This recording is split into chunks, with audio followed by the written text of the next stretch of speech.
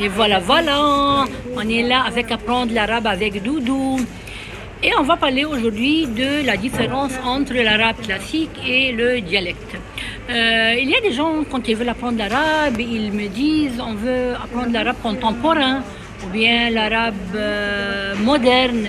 Moi, franchement, je ne comprends pas, ils parlent de quoi quand ils disent le mot contemporain moderne. Voilà, je vais vous expliquer. On a l'arabe classique, le fosha, et on a le dialecte. C'est quoi la différence entre les deux?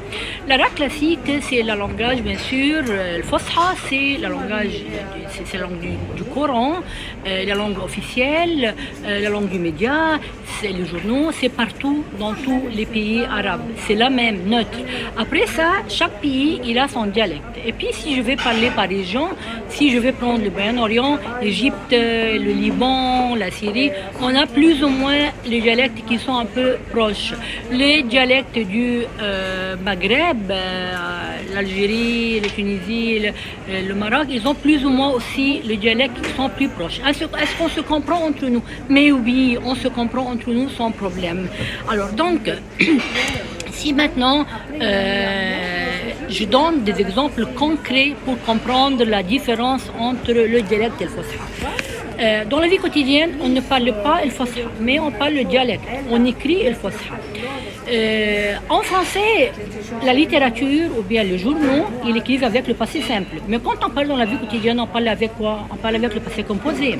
Si maintenant, vous voyez quelqu'un, vous buvez un café, et puis après ça, vous dites à l'oral, au lieu de dire au revoir, merci, à bientôt, au lieu de dire ça, vous dites veuillez accepter mes salutations distinguées à l'oral.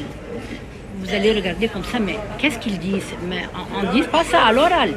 Donc, vous écrivez dans une lettre ou dans quelque chose d'officiel, vous écrivez « Veuillez accepter mes salutations les meilleures », bref, ou bien distinguées. Donc, ça c'est à l'écrit, oui, mais pas à l'oral. Et ça c'est la différence entre le dialecte et le classique.